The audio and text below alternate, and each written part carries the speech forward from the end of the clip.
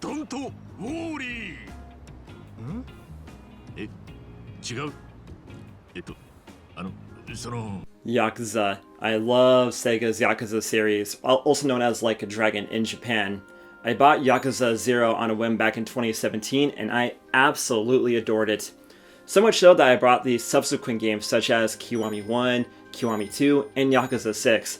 And every single one of those games I really enjoyed. I was excited to hear that Sega was continuing the Yakuza series with a new character called Yakuza Like a Dragon, or some people call as Yakuza 7, and I was really excited for it. So excited to the point where I decided to buy the Japanese version, and now that's the version I'm reviewing for you today here on this week's video. I know there's a lot of concern about the game because they did change up the core gameplay mechanics from a 3D brawling game to a turn-based RPG, but I love my turn-based RPGs, and I love my Yakuza, so to me this is a match made in heaven.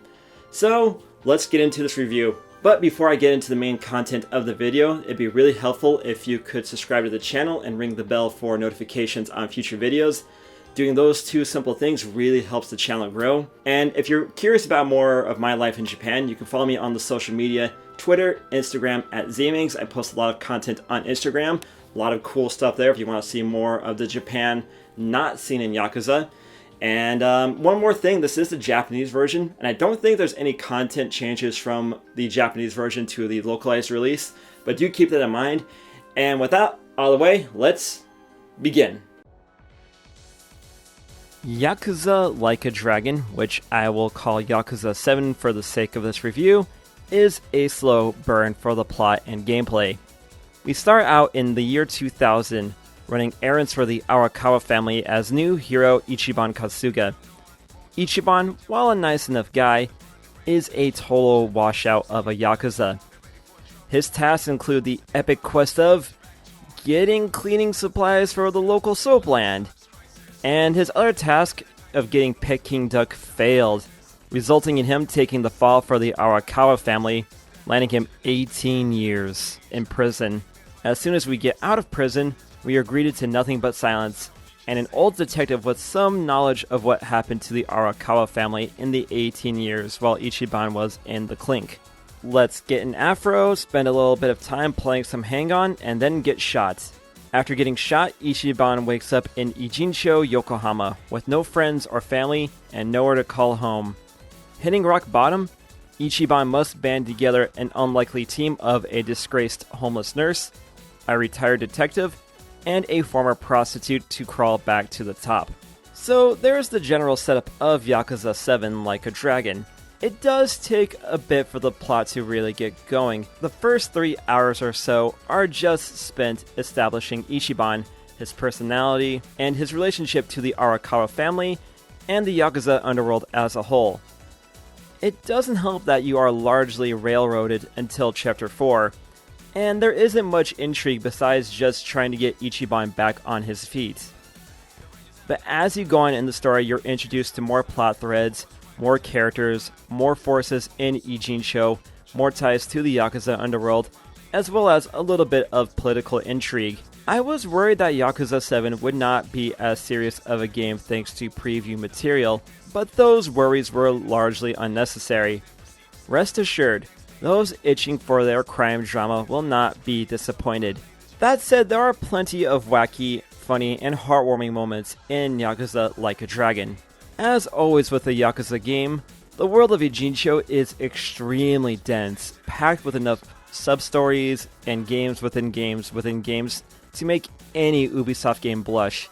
Assassin's Creed and Watch Dogs and just all of Ubisoft's open world games, all of them suck. It's just time to face facts. When you aren't getting harassed on the streets, there are people in Ijincho who need Ichiban's help. Some of these sub-stories are humorous, some are a bit heartwarming, but all worth your time to do.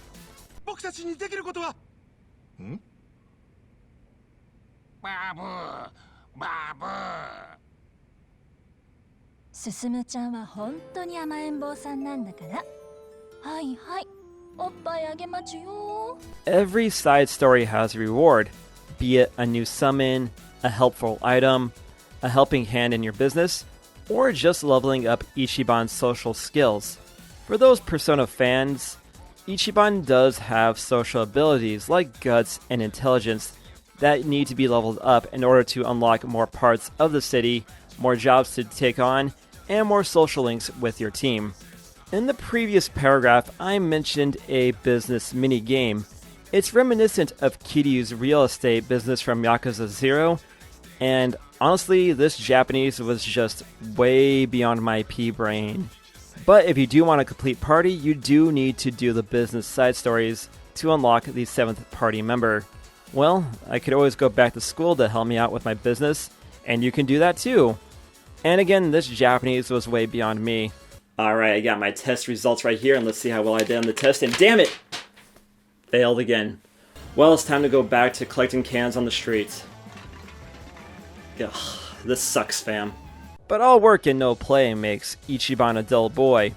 Why not spend some time playing some Virtual Fighter at the arcade, drinking with the squad, racing some karts, or watching movies trying not to fall asleep? If I'm watching a movie called Robot Cock, there is no way in fuck I am sleeping through that shit. And then there's the Japanese pastime of pachinko.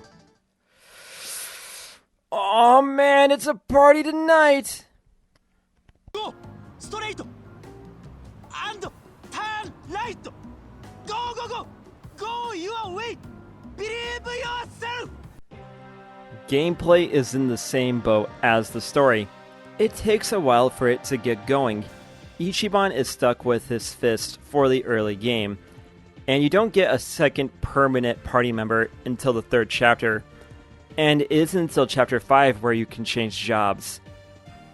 Many were concerned about Yakuza's gameplay shifting from a third-person brawler to a turn-based RPG. It was a controversial decision, but I understand why they did it. After so many games of the same brawling action, I can understand if Nagoshi's team wanted to try something different. After all, who wants to make the same thing over and over again? I am happy to say the combat in Yakuza 7 is great. It's fast-paced and it has that same brutality you've come to love from the Yakuza games. It takes a lot of inspiration from Dragon Quest for its combat with that classic turn-based system. But there's also a dash of Grandia in there, as positioning is very important too. For example, if there are things like bikes or traffic cones on the ground, your character will pick them up and use them as weapons in their attack for huge damage. If you attack someone farther away, one of their buddies can intercept your attack. So there is a bit of strategy in who to attack based on position rather than weakness. And for those third strike rats in the crowd, you know who you are. You can negate a bit of damage by hitting the block button when their attack hits. The more you work with your team and level up your relationship values, they will start doing things like intercepting hits or comboing off your attacks for huge damage. And when you need the big guns, Kiwami arts and summons are always there to help you out.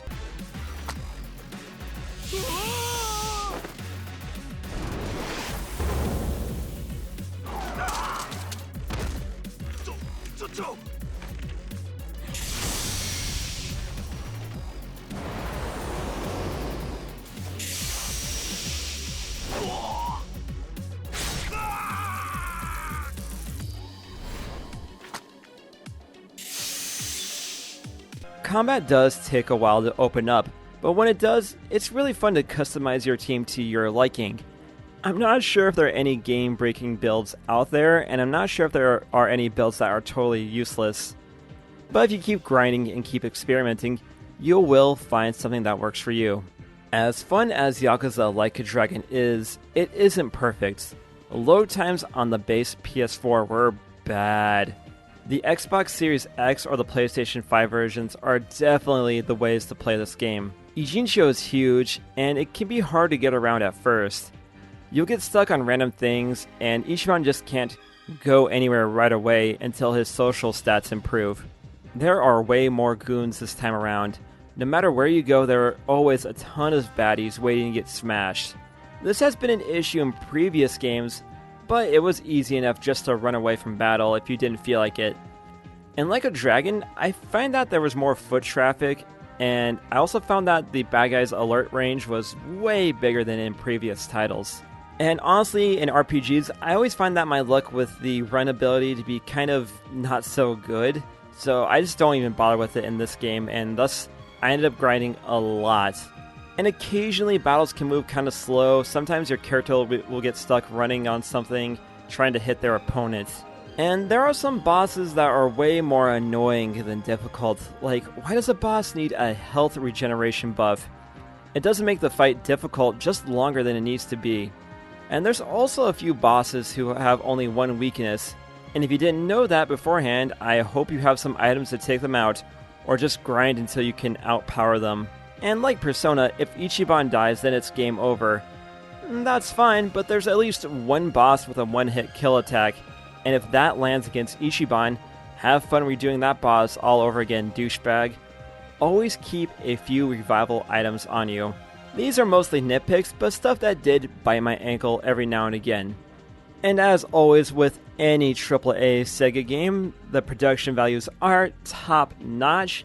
It really is like watching a Hollywood movie, but this time you're playing it and it's better than most Hollywood movies. And finally, I want to talk about Ichiban. Some people were worried about Ichiban if he was able to carry the torch for the Yakuza series going forward. It's always hard to change heroes after so long, especially one so beloved as Kazuma Kiryu. But after playing Like a Dragon, I'm confident Ichiban will do just fine. He has a long way to go to get to the top, but I am looking forward to spending many more adventures with him and the crew of Ijincho. So, there's my review of Yakuza Like a Dragon, and I gotta say, this game is excellent. Sega really knocked it out of the park in this one, as they do with the other Yakuza games. And I know some people might be turned off with the turn-based combat, but I will say, if you go into this game with an open mind, I think you're really gonna have a good time with this title. And I do have to give Sega a lot of credit with the Yakuza series. Even though these games have been coming out yearly since about 2017, they all feel very fresh. I think it has to do with the writing and some of the side stuff in the games, but each game stands out on its own. They don't blur together. I can easily point out, okay, that one's Yakuza 3, that one's Yakuza 4, and I can't really do that with some of the other open world AAA games out there. I just wish Sega would take this formula they have with the Yakuza series and put it towards other games in their back catalog.